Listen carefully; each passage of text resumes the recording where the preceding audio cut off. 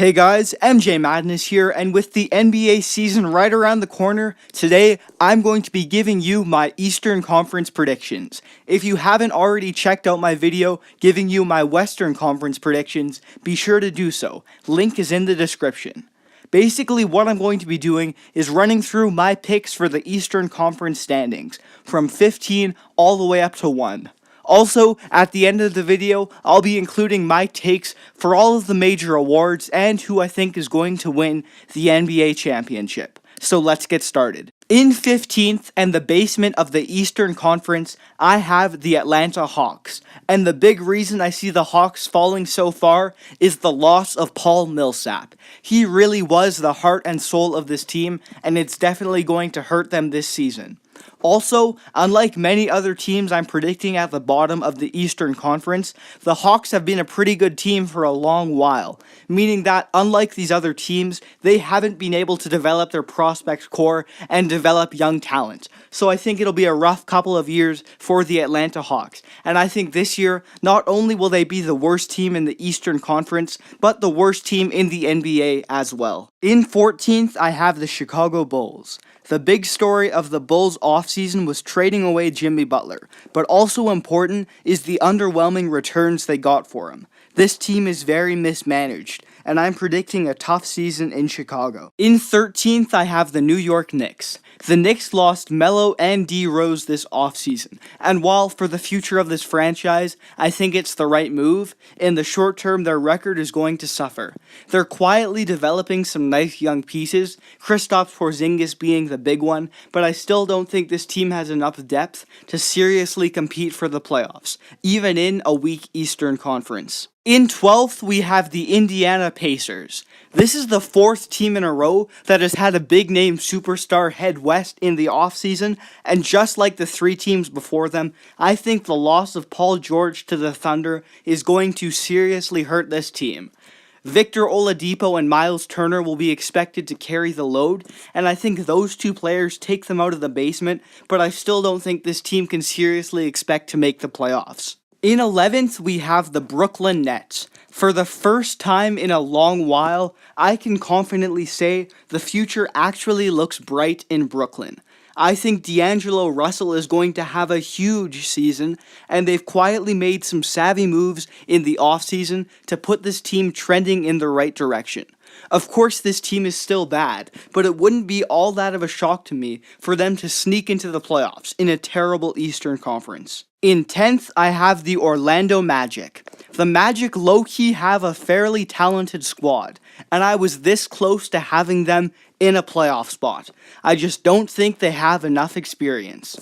This also really showcases the disparity between the two conferences. Compare the Magic to a team like, say, the Phoenix Suns. The Suns are absolutely on paper better than the Magic, with Eric Bledsoe, Devin Booker, and a bunch of nice young pieces. But I had the Suns as second last in the West. And meanwhile, in the East, I'm predicting the Magic finish just outside of a playoff spot. In 9th and the last non-playoff team, I have the Detroit Pistons. A lot of analysts have the Pistons making the playoffs, but I'm just not a fan of this team. I don't like Andre Drummond as a player. I think he's inconsistent and lazy, and I don't think they can succeed with him as the star. I think the Pistons just fall short of the playoffs this year. Getting into the playoff teams, in 8th I have the Philadelphia 76ers. Generally, I don't like picking young, inexperienced teams for playoff spots, but the Sixers are in a unique situation. As I've said before, the Eastern Conference is terrible this year, and 2 to 3 mediocre teams will be sneaking into the playoffs, and I think the Sixers are one of them. This team has a ton of upside, and I'm sure in the future they will be a team that, if all goes right, can contend for championships, but I just don't think they're ready now, and I think they fall between 30 and 40 wins, but in this Eastern Conference, that'll be enough for the playoffs. In 7th, I have the Charlotte Hornets. I actually like the Hornets team this year. I think they have a few nice pieces, and I feel like Kemba Walker is one of the most underrated players in the NBA, and I think that's enough for them to make the playoffs. In 6th, I have the Miami Heat.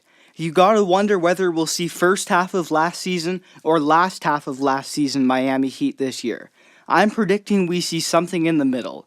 The Heat are well coached and well managed, and while they're not necessarily good, they're the best of all the mediocre teams in the East, and this year that'll be enough. In 5th place, I have the Milwaukee Bucks, and I think they'll have another strong season, and not just because they're my favorite team. I think Giannis cements himself as a top 10 player in the NBA, and I think Chris Middleton, while he may remain the most underrated player in the NBA, I think he has another very strong season. I think Thon Maker takes a leap forward, and by the time Jabari Parker returns in March, this is a team that is a dark horse to make some noise come playoff time. In 4th place, I have the Toronto Raptors.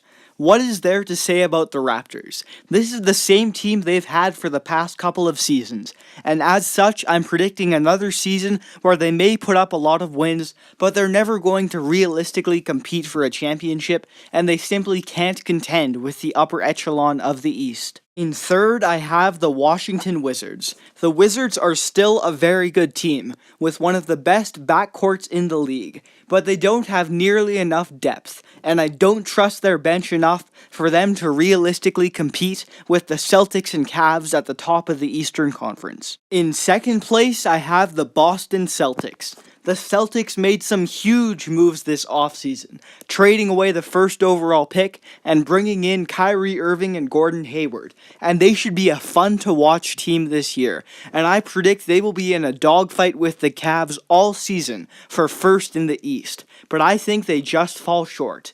Either way, they've cemented themselves as next in line once LeBron leaves the East, and they should make basketball fun this year. And in 1st place, who else but the Cleveland Cavaliers? For the past 8 seasons, the team with LeBron James has been the best team in the East, and this year I predict things will go no differently.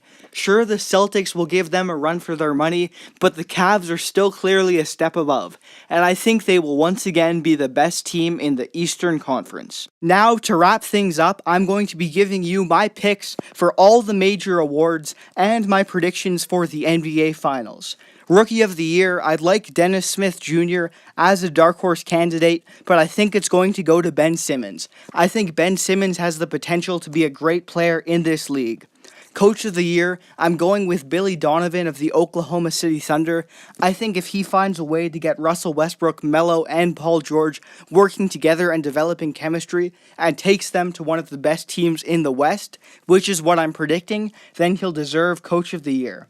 Defensive Player of the Year, once again, I think this will be a toss-up between Kawhi Leonard, Draymond Green, and Rudy Gobert, but this year I'm giving the edge to Rudy Gobert. I think he'll really carry that Utah Jazz team and be a focal point of their defense. Most Improved Player, I'm going with D'Angelo Russell of the Brooklyn Nets. I think the Nets will surprise a lot of people this season, and D'Angelo Russell will be the leader of that. 6th Man of the Year, I'm going with Eric Gordon of the Houston Rockets. He's an awesome shooter and great guy off the bench, and I think he'll be a huge part of the Rockets' success this season. Most Valuable Player, my heart tells me to go with Giannis Antetokounmpo, but I know logically I gotta go with Kawhi Leonard. I think unlike many of the other great teams in the NBA right now, Kawhi Leonard really doesn't have a second superstar on his team, and that's why I think he's going to win MVP. For the NBA Finals, what can I tell you? It's going to be Warriors-Cavs once again. And once again, I think the Warriors have the edge. They are the best team in the NBA, and I think they'll take home the championship once again. That's going to do it for this video. Be sure to let me know your predictions for the upcoming NBA season in the comment section. Thank you guys for watching, and take care.